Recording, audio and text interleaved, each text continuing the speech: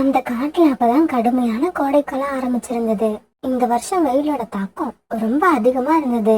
அதனால பறவைங்க எல்லாருமே நிழலான மரத்துக்கடியில கூடு கட்ட ரொம்பவும் ஆசைப்பட்டாங்க. அப்படி உள்ள மரங்களை தேடி அலைஞ்சாங்க. ஆனா அப்படிப்பட்ட நிழல் தரக்கூடிய பெரிய மரம் அந்த காட்டுல ஒன்னே ஒண்ணுதான் இருந்தது. அதுல ஏற்கனவே காலுக்காகவும் கோரிக்காகவும் கூடு கட்டி வாழ்ந்து வந்தாங்க. காலுஜி, வெயில் காலம் வந்துருச்சு. இப்பதான் நம்ம ரொம்ப ஜாக்கிரதையா இருக்கணும். எந்த பறவைகளையும் இந்த மரத்துல உட்கார விடக்கூடாது. அப்படி நாம உட்கார விட்டா பிறகு அவங்க இங்கேயே கூடு கட்ட ஆசைப்படுவாங்க. கோரி, இவ்வளவு பெரிய மரத்துல நாம மட்டும் கூடு கட்டி வாழ்றது எனக்கு என்னவோ அவ்வளவு நல்லதா படல. எனக்கு என்னவோ இன்னும் ஒரு 4-5 பறவைகளை இங்க கூடு கட்ட விட்டு அவங்களோட சேர்ந்து வாழ்றது தான் நல்லதுன்னு நினைக்கிறேன். காலுஜி, உங்க நினைப்பு நினைப்பாவே இருந்துட்டு போகட்டும். அதுக்கு செயல் வடிவம் கொடுக்க முயற்சி பண்ணாதீங்க.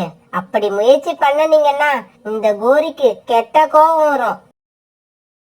இவங்க இப்படி பேசிக்கிட்டு இருக்கப்ப ரோனி குருவி அங்க வந்தது. அந்த பெரிய மரத்துல வந்து உட்கார்ந்த ரோனி குருவி இப்படியும் அப்படியும் சுத்தி பார்த்தது. என்ன ரோனி, இங்கேயும் அங்கேயுமா பாக்குறீங்க? என்ன செய்தி? இல்ல கோரி, இந்த இடம் நல்ல கூலிங்கா இருக்கு. அதனால இந்த மரத்திலேயே நான் ஒரு கூடு கட்டிக்கலாம்னு நினைக்கிறேன். ரோனி, அப்படி நினைக்கிறதெல்லாம் ரொம்ப தப்பு. ஏன்னா இந்த மரம் எங்களோடது. எங்களை தவிர இந்த மரத்து மேல வேற யாரையும் கூடு கட்ட நாங்க அனுமதிக்க மாட்டோம். கோரி, நீ பேசுறத கேட்டா என்னமோ இந்த மரத்தை நீ விலை கொடுத்து வாங்கின மாதிரி இருக்கு. இந்த காட்டுல உள்ள எல்லா மரமும் யாரோட தனிப்பட்ட சொத்தும் கிடையாது. எல்லா பறவைகளுக்கும் சொந்தமானது. என்ன இந்த மரத்துல கூடு கட்ட கூடாதுன்னு சொல்றதுக்கு நீ யாரு? இந்த கோரிய பார்த்தா நீ யாருன்னு கேக்குற? இதோ நான் யாருன்னு உனக்கு இப்பவே காட்டுறேன். இப்படி சொன்ன கோரி ரோனி குருவி மேல பாஞ்சு அதை அடிக்க ஆரம்பிச்சது. கோரி, அடிக்காத அடிக்காத. நான் இந்த மரத்துல கூடு கட்ட மாட்டேன். இனிமே இந்த பக்கமே வர மாட்டேன். என்னை விட்டுடு, அடிக்காத. ரோனி குருவியோட சகத்தை கேட்ட புறா உடனே அங்க பறந்து வந்தது. கோரி, உனக்கும் ரோனிக்கும் என்ன சண்டை? ஏன் இப்படி போட்டு அடிக்கிற?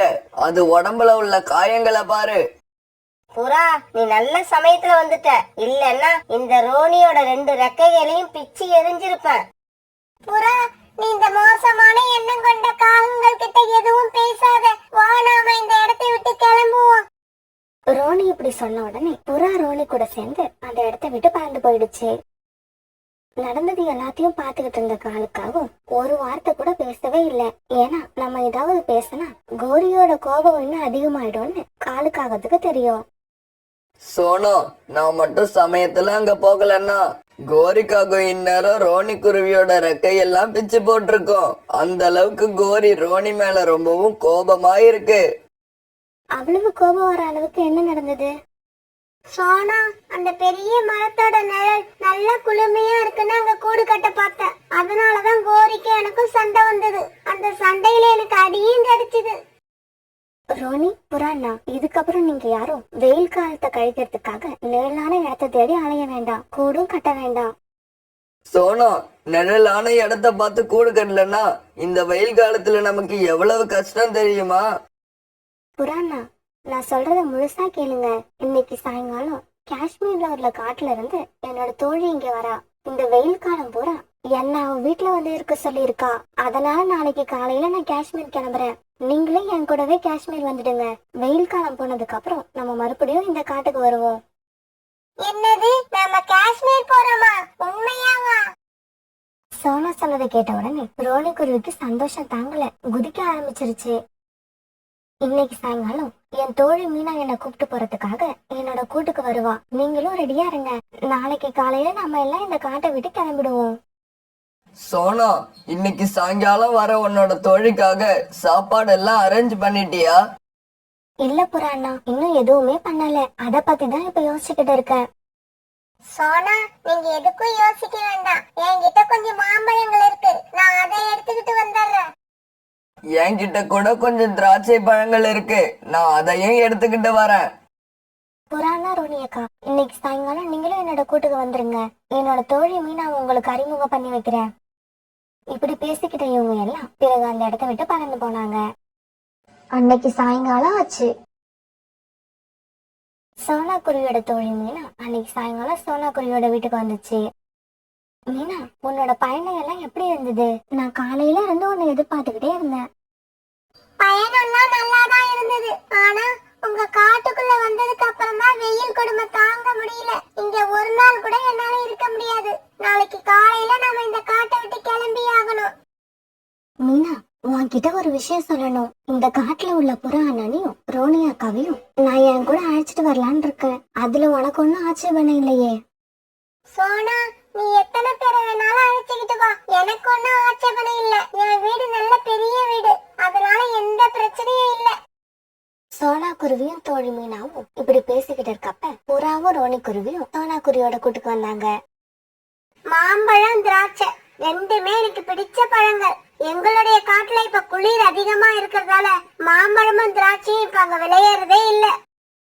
அப்படியா? அப்பன்னா நாங்க அங்க வந்து உணவுக்கு என்ன பண்றது? அத பத்தி நீங்க கவலைப்படாதீங்க. குளிர்காலத்துக்கு ஏற்ற இனிப்பு சுவையுடைய பழங்கள் நிறைய இருக்கு. அதுல நிறைய பழங்களை நீங்க இதுவரைக்கும் சாப்பிட்டே இருக்க மாட்டீங்க. ஆமா, நான் போன தடவை இங்க வந்தப்ப 2 காகங்கள் இருந்தாங்களே, இப்ப அவங்க எங்க? அந்த காகங்களை பத்தி எதுவும் கேட்காதீங்க. அவங்கள நினைச்சாலே எனக்கு கோவமா வருது. இப்படி சொன்ன ரோனி குருவி பிறகு நடந்த கதை எல்லாத்தையும் மீனா குருவி கிட்ட சொல்லுச்சு. இப்படி இவங்க பேசிக்கிட்டு இருக்கப்ப ராத்திரி ஆயிடுச்சு. பிறகு எல்லாரும் அப்படியே படுத்து தூங்க ஆரம்பிச்சிட்டாங்க. மறுநாள் பொழுது விடிஞ்சிச்சு. கோரிக்காக அன்னைக்கு காலையிலே கண் விழிச்சிருச்சு. ரொம்ப நேரம் ஆகியும் எந்த பறவையோட சத்தமும் அது காதுல கேட்கவே இல்லை. இதனால கோரிக்காவை ரொம்பவும் குழப்பமாயிடுச்சு. காலுஜி, காலுஜி, சீக்கிரம் எழுந்திருங்க. என்ன கோரி, என்ன ஆச்சு? ஏன் இவ்வளவு அவசரமா எழுப்புற? காலுஜி, நான் கண் முழிச்சு 1 மணி நேரம் ஆகுது. ஆனா இப்ப வரைக்கும் எந்த பறவையோட சத்தமும் என் காதுல கேட்கவே இல்ல. இதுக்கு முன்னாடி இப்படி இருந்ததே இல்ல. எல்லா பறவைகளும் எங்க போயிட்டாங்க? கோரி, இந்த மரத்துல வந்து கூடு கட்ட வர்ற பறவைகளை எல்லாம் நீ அடிச்சு விரட்டிக்கிட்டு இருந்தா நாம இப்படிதான் யாரும் இல்லாத அனாதை மாதிரி நிக்கணும். நம்ம பக்கத்துல யாருமே வரமாட்டாங்க. காலுஜி, எப்படி இருந்தாலும் எல்லா பறவையும் தண்ணி குடிக்க நதி பக்கம் வந்துதான் ஆகணும். கொஞ்ச நேரம் என் கூட வாங்க, போய் என்னன்னு பாத்துட்டு வந்துடலாம். பிறகு காலுக்காகவும் கோரிக்காகவும் தன்னோட கூட்டுல இருந்து கிளம்பி நதியை நோக்கி பறந்து போனாங்க. இப்படி நதிக்கரை ஓரமா போன இவங்க எல்லா பறவைங்களும் அவங்க கூட்டமா உட்கார்ந்து இருக்கத பார்த்துட்டு ஒரு மரத்துக்கு பின்னால மறைஞ்சு நின்னு அவங்க பேசுறத கேட்க ஆரம்பிச்சாங்க. எல்லாரும் இப்ப தாகம் தீர நதியில தண்ணி குடிச்சுக்குங்க. ஏன்னா நாம போற வழியில இதுக்கப்புறம் ரொம்ப தூரம் போனதுக்கு அப்புறம் தான் நமக்கு தண்ணீர் கிடைக்கும். காலுஜி, என்னவோ ரொம்ப தூரம் போறதா பேசிக்கிறாங்க. எங்க போக போறாங்க? கோரி, நீ கொஞ்ச நேரம் பேசாம இருந்தாதான் அவங்க எங்க போறாங்கன்னு தெரியும். குறுக்க எதுவும் பேசாம அவங்க பேசுறத கேளு. சோனா, காஷ்மீர் ரொம்ப குளிரா இருக்கும்னு கேள்விப்பட்டிருக்கேன். மங்கி கேப், ஸ்வெட்டர்லாம் இல்லாம நம்மளால அங்க இருக்க முடியாது. அப்படியா? என்கிட்ட ஸ்வெட்டர், மங்கி கேப் இப்படி எதுவுமே இல்லையே. இப்ப நம்ம என்ன பண்றது? யாரும் அத பத்தி கவலைப்பட தேவையில்லை. காஷ்மீர் போன உடனே நானே உங்களுக்கு எல்லாம் வாங்கி தரேன். காலுஜி, என்ன இது? காஷ்மீர் போறதா பேசிக்கிறாங்க. நான் இது வரைக்கும் காஷ்மீரை மேப்ல கூட பார்த்ததில்ல. எனக்கு அங்க போகணும் போல ரொம்ப ஆசையா இருக்கு. வாங்க, நாமளும் போய் அவங்க கூட சேர்ந்துக்கலாம். கோரி, நீ இப்ப போய் அவங்க கிட்ட என்னையும் காஷ்மீர் அழைச்சிட்டு போங்கன்னு சொன்னீன்னா உன்னை காஷ்மீர் அழைச்சிக்கிட்டு போக மாட்டாங்க, அடிச்சு ஆத்துல தள்ளிட்டு போயிடுவாங்க.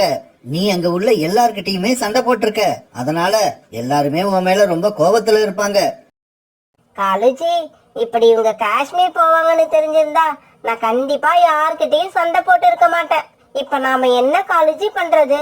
காலுஜி, நீங்க என்ன பண்ணுவீங்களோ ஏது பண்ணுவீங்களோ எனக்கு தெரியாது. இன்னைக்கு நாமளும் காஷ்மீர் கண்டிப்பா போயே ஆகணும். இப்படி கோரிக்காகம் பேசிக்கிட்டு இருக்கும்போது எல்லா பறவைங்களும் அங்க இருந்து கிளம்பி காஷ்மீரை நோக்கி பறந்து போனாங்க. காலுஜி, நம்மள விட்டுட்டு எல்லாம் காஷ்மீர் போறாங்க. நீங்க என்னடா வேடிக்கை பார்த்துட்டு உட்கார்ந்து இருக்கீங்க. அப்ப நம்மளால காஷ்மீர் போக முடியாதா?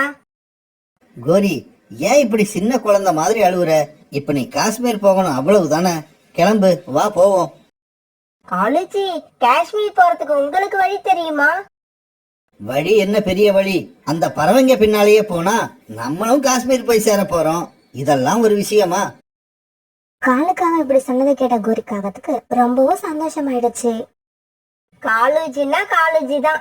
என் கண்ணுல இருந்து ஒரு சொட்டு கண்ணீர் வந்தா கூட காலுஜியால தாங்க முடியாதுன்னு எனக்கு தெரியும். சரி சரி, பேசிக்கிட்டே இருக்காத, சீக்கிரம் கிளம்பு. அப்புறம் அந்த பறவைங்க நம்ம பார்வையில இருந்து மறைஞ்சிட போறாங்க. இப்படி பேசிக்கிட்ட காலுக்காகவும் கோரிக்காகவும் பிறகு அந்த பறவைகள் பின்னாலேயே பறந்து போக ஆரம்பிச்சாங்க. நிறைய தடவை வந்துட்டு போனதால காஷ்மீர் போறதுக்கான வழி மீனா குருவிக்கு ரொம்பவும் நல்லாவே தெரியும். அதனால மீனா குருவி எந்த தயக்கமும் இல்லாம வேகமா பறந்து போச்சு. மற்ற பறவைகள் எல்லாம் அது பின்னாலேயே பறந்து போனாங்க. காலுக்காகவும் கோரிக்காகவும் இடையில கொஞ்சம் தூரம் விட்டு அவங்க பின்னாலேயே பறந்து போனாங்க. கோரி, ஒருவேளை காஷ்மீர்ல ராத்திரி ரொம்ப குளிர் அதிகமா இருந்தா நாம எங்க போய் தங்கறது? காலுஜி, இதெல்லாம் ஒரு விஷயமா?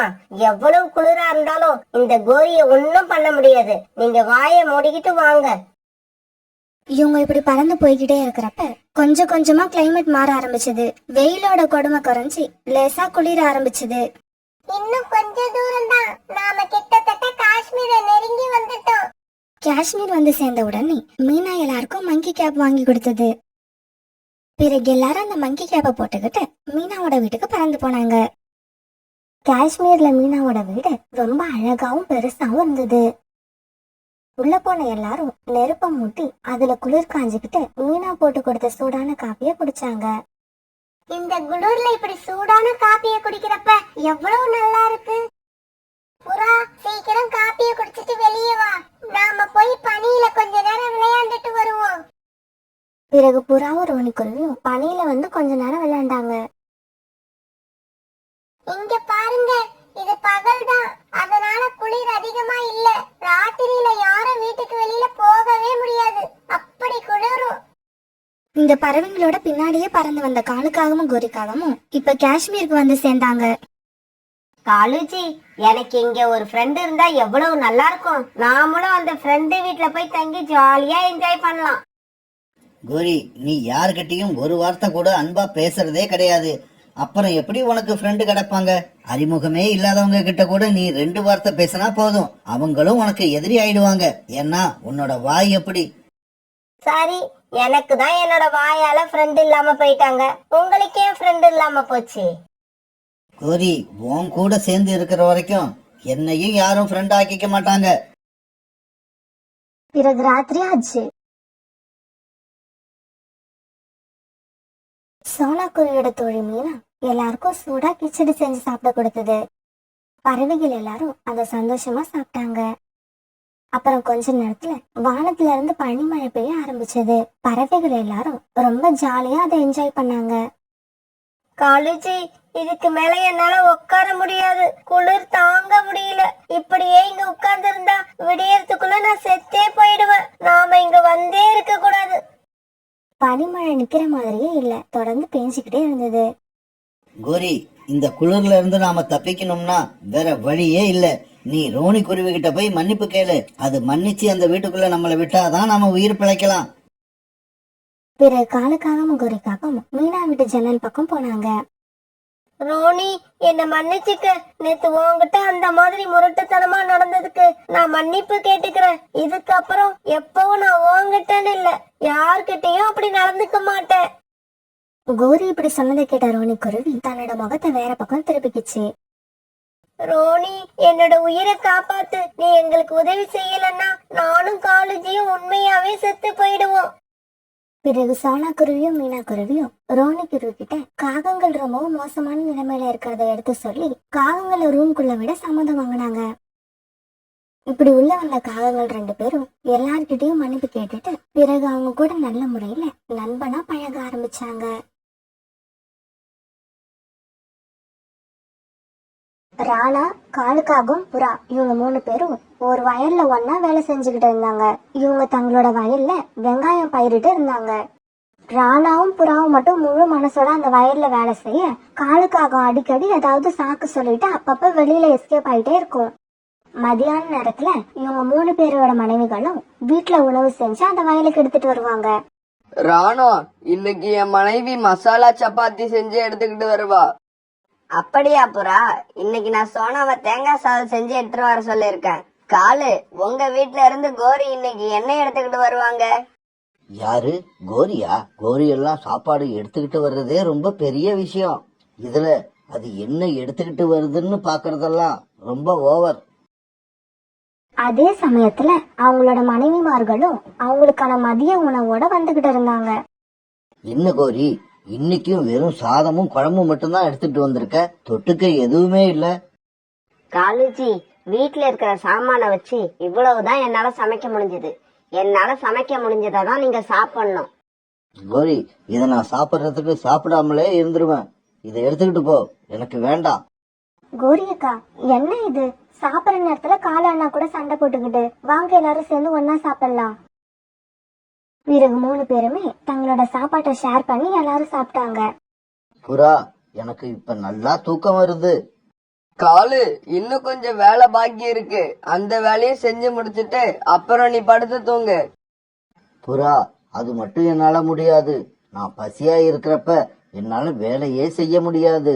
ஏன்னா எனக்கு அப்ப மயக்கமா வரும். அதே மாதிரி நான் வயிறு நிறைய சாப்பிட்டாலும் என்னால வேலையே செய்ய முடியாது.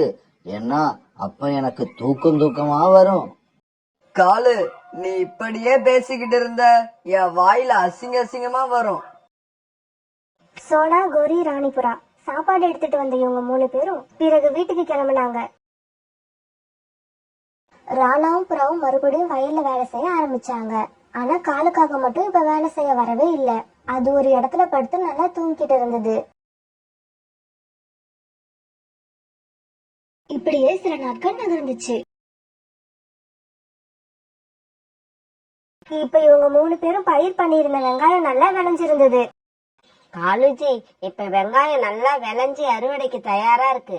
இந்த வெயில்ல வெங்காயத்தை புடுங்கிறது சாதாரண காரியம் இல்ல. பேசாம நான் சொல்றத கேளுங்க. 2-3 நாள் உடம்புக்கு ஜுரம் வந்த மாதிரி நடிச்சு படுத்துக்குங்க. இல்லன்னா வேலை செஞ்சு உங்க இடுப்பு எலும்பு கழண்டுடும். ஆமாங்கோரி, நீ சொல்றது உண்மைதான். நானும் அதையே தான் நினைச்சுக்கிட்டு இருந்தேன்.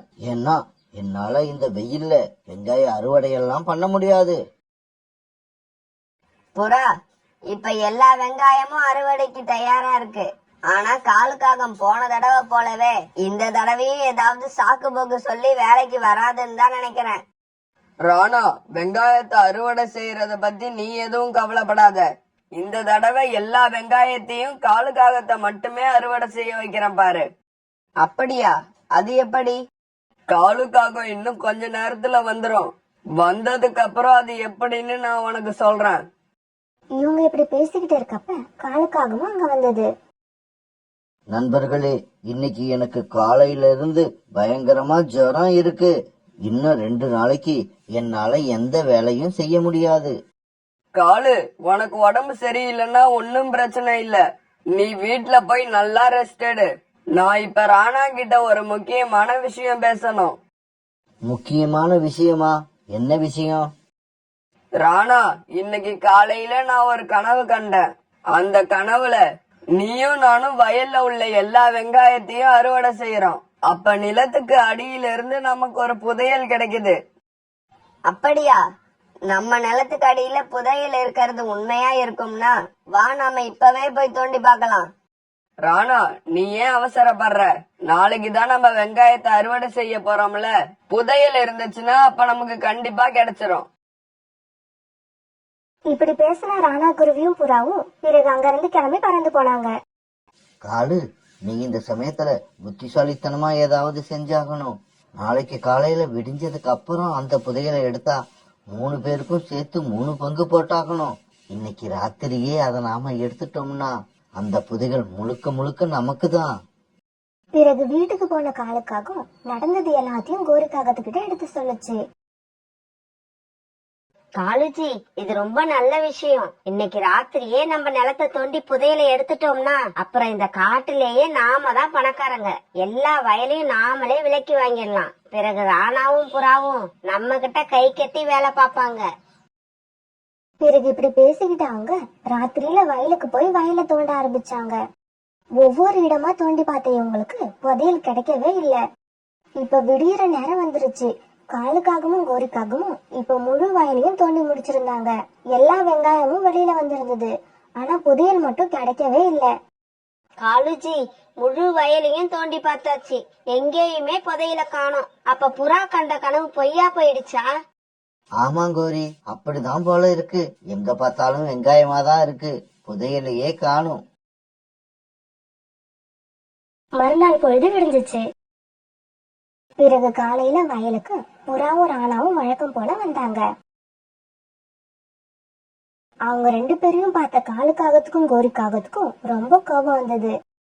புறா, நேத்து உன்னோட கனவுல வந்தது எல்லாமே போய். நாங்க அந்த வயலை பூரா தோண்டி பார்த்துட்டோம், புதையலே கிடைக்கல. ஆமாம் புறா, ராத்திரி பூரா வயலை தோண்டி வெங்காயத்தை வெளியில எடுத்ததுதான் மிச்சம், புதையலே எங்களுக்கு கிடைக்கல. காலு, நான் கனவு கண்டதா சொன்னதெல்லாம் போய். இப்படி சொன்னாதான் நீங்க 2 பேரும் பேராசையில புதையல் எடுக்கிறதா நினைச்சு வெங்காயத்தை வெளியே கொண்டு வருவீங்கன்னு நானும் ராணாவும் கணக்கு போட்டோம். நாங்க நினைச்ச மாதிரியே நீங்களும் எல்லா வெங்காயத்தையும் வெளியே கொண்டு வந்துட்டீங்க. காலுஜி, இந்த வயல்ல எந்த புதையலுமே இல்ல போல இருக்கு. இந்த புறா நம்ம கிட்ட பொய் சொல்லி நம்ம 2 பேரையும் நல்லா வேலை வாங்கிடுச்சு. பிறகு காலுவும் கோரியும் தோண்டி வெளியில எடுத்த எல்லா வெங்காயத்தையும் புறாவும் ராணாவும் ஒன்னா சேர்த்தாங்க. இப்படியே சில நாட்கள் நகர்ந்துச்சு. பிறகு மறுபடியும் ராணா, புறா, காலுக்காகும் இவங்க 3 பேரும் தங்களோட வயல்ல வேலை பார்க்க ஆரம்பிச்சாங்க. இந்த தடவை இவங்க தங்களுடைய வயல்ல சோளம் பயிரிட்டாங்க. ஆனா இந்த முறையும் காலை அடிக்கடி ஏதாவது சாக்கு சொல்லிட்டு நிழலான இடத்துல போய் படுத்து தூங்கிக்கிட்டே இருந்தது. இத பார்த்த புறாவுக்கு ரொம்ப கோபம் வந்துருச்சு. ராணா, அடுத்த தடவையில இருந்து காலுக்காகத்தை நம்ம சேர்க்கவே கூடாது. எந்த வேலையா இருந்தாலும் நாம 2 பேருமே பாப்போம்.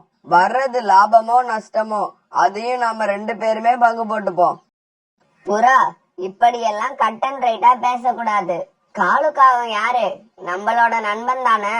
என்ன, அது கொஞ்சம் சோம்பேறி. அது வேலை செய்யலன்னா பரவாயில்ல, நாமளே அது வேலையையும் சேர்த்து செஞ்சிடலாம். இப்ப இவங்க பயிரிட்ட சோளமும் நல்லா விளைஞ்சு அறுவடைக்கு தயாரா இருந்தது. காலு, இப்ப நாம வயல்ல பயிரிட்ட சோளம் நல்லா விளைஞ்சு வந்துருச்சு. இனிமே நானும் ராணாவும் பகல்ல வயலுக்கு வந்து வேலை பாக்குறோம். நீ ராத்திரியில வந்து பயிர்களை யாரும் திருடாம காவல் காக்கணும். என்னது, ராத்திரியில வந்து தூங்காம இந்த சோளங்கள் திருட்டு போகாம காவல் காக்கணுமா? இது ரொம்ப கஷ்டமான வேலை. அப்படின்னா ராத்திரியில நான் வந்து காவல் காக்கறேன். நீ பகல்ல வந்து ராணா கூட வயல்ல வேலைய பாரு. என்னது, பகல்ல வந்து வயல்ல வேலை பார்க்கணுமா? இது ராத்திரி காவல் காக்கறத விட ரொம்ப கஷ்டமான வேலை. நான் ராத்திரியே வந்து வயலை காவல் காத்துக்கிறேன். பிறகு புறாவும் ராணாவும் பகல்ல வயல்ல வேலை பார்க்க ராத்திரி ஆன உடனே வயலை காக்கறதுக்கு காலுக்காகவும் கோரிக்காகவும் வந்தாங்க. காலுஜி, ராணாவும் புறாவும் ராத்திரியில நல்லா வீட்டுல படுத்து தூங்குறாங்க. நீங்களும் நானும் மட்டும் இப்படி வயலுக்கு வந்து கஷ்டப்பட வேண்டியிருக்கு. ஆமா கோரி, நமக்கு மட்டும் எவ்வளவு ஈஸியான வேலை கொடுத்தாலும் அந்த வேலை கஷ்டமாவே தெரியுது இல்ல? காலுஜி, நாம இப்படி செஞ்சா என்ன? ராத்திரியில நாம கொஞ்சம் சோளங்களை பறிச்சு தனியா வித்துருவோம். அப்படி செஞ்சா அந்த பணம் எந்த கணக்குலயும் இல்லாம நமக்கு தனியா சேர்ந்துரும். கோரி, உன்னோட ஐடியா தான் சரியான ஐடியா. நம்மள ராத்திரியில வயல்ல கண் முழிக்க வச்ச இவங்களுக்கு அதுதான் சரியான தண்டனை. இப்படி ஐடியா பண்ணல காலுக்காகவும் கோரிக்காகவும் பிறகு ஒவ்வொரு நாளும் கொஞ்சம் கொஞ்சம் சோள கதிர்களை உடைச்சு ராத்திரியில வர திருட்டு ஆந்தங்க கிட்ட அதை வித்தாங்க. ஆந்த அண்ணன், இந்த சோளத்தை நாங்க தான் வித்தோம்னு பகல்ல யாருக்கிட்டையும் சொல்லிடாதீங்க. கோரி, அதே மாதிரி இந்த பணத்தை கொடுத்து சோளத்தை வாங்கினது நாங்க தானே நீங்களும் யாருக்கிட்டயும் சொல்லிடாதீங்க. ராணா, எனக்கு என்னமோ சோளங்கள் ஒவ்வொரு நாளும் குறைஞ்சுகிட்டே போற மாதிரி இருக்கு. அப்படியா? எனக்கு என்னமோ அப்படி ஒண்ணும் தெரியலையே. இந்த சமயத்துல வயலுக்கு சாப்பாடு எடுத்துட்டு சோனா குருவியும் ராணிபுராவும் அங்க வந்தாங்க. அப்ப சோள வயலை பார்த்த சோனா குருவி அதிர்ச்சியில இப்படி பேசுச்சு. ராணாஜி, என்ன இது? நம்மளோட சோள வயல் பாதி வயலா குறைஞ்சிருச்சு. சோனா, இதையே தான் நானும் கொஞ்ச நேரத்துக்கு முன்னாடி ராணா கிட்ட சொன்னேன். ஆனா ராணா ஒத்துக்கல. புறா, காலுக்காகவும் கோரிக்காகவும் ராத்திரியில வந்து காவல் காக்குறாங்க. அப்படி இருக்கிறப்ப சோளம் எப்படி குறையும்? யார் வந்து திருடுவா? ராணா, அப்படியெல்லாம் சொல்லாதீங்க. ராத்திரியில காவலுக்கு வர காகங்களே திருடினாலும் ஆச்சரியப்படுறதுக்கு இல்ல. ராணி நீ கரெக்டா சொன்ன. இன்னைக்கு ராத்திரி அவங்க 2 பேரும் வேலைக்கு வந்ததுக்கு அப்புறம் நானும் வந்து மறைஞ்சிருந்து அவங்க என்னதான் செய்யறாங்கன்னு பார்க்க போறேன். பிறகு அன்னைக்கு ராத்திரி ஆனதும் வயலுக்கு வந்த புறா ஒரு மறைவான இடத்துல உட்கார்ந்து நடக்கிற எல்லாத்தையும் கவனிக்க ஆரம்பிச்சது. கொஞ்ச நேரம் கழிச்சு ஆந்த ஒரு பெரிய கூடை எடுத்துக்கிட்டு இவங்க வயலுக்கு வந்தது. அந்த கூடை நிறைய சோளங்களை பறிச்சு போட்ட காலுக்காகவும் கோரிக்காகவும் அதை ஆந்த கிட்ட கொடுத்து பணத்தை வாங்கினாங்க. ஓஹோ, இங்க தினமும் இதுதான் நடக்குதா? பிறகு புறா காகங்கள் கிட்ட பறந்து போச்சு. காலு, கோரி 2 பேரும் ராத்திரி வயலை இப்படிதான் பாதுகாத்திருக்கீங்களா? இன்னைக்கு நான் எல்லாத்தையும் பாத்துட்டேன். புறாவை பார்த்த உடனே ஆந்த அவசர அவசரமா அந்த கூடையில இருந்த சோளங்களை தூக்கிக்கிட்டு பறந்து போயிடுச்சு. உங்க 2 பேர்கிட்டயும் நான் இப்ப எதுவும் பேசுறாப்பல இல்ல. காலையில வயலுக்கு வாங்க, அப்ப பேசிக்கலாம். மறுநாள் பொழுது விடிஞ்சிச்சு. பிறகு காலையில எல்லாரும் வயலுக்கு வந்தாங்க. கோரி, காலுவையும் உன்னையும் வயலுக்கு காவலுக்காக தான் அனுப்பி வச்சோம். ஆனா நீங்களே சோளங்களை திருடி விற்க ஆரம்பிச்சிட்டீங்க. ஏன் சோளங்களை நாங்க எடுத்து வித்தா என்ன தப்பு? இந்த வயல்ல உள்ள சோளங்கள்ல எங்களுக்கும் ஒரு பங்கு உண்டு தானே. நாங்க வித்த சோளங்கள் எல்லாம் எங்களோட பங்குன்னு நினைச்சுக்கிட்டு போங்க. மீதி இருக்க சோளங்களை நீங்களே எடுத்துக்குங்க. கோரி, அருமையான பேச்சு. உன்ன மாதிரி பேச யாருக்குமே வராது.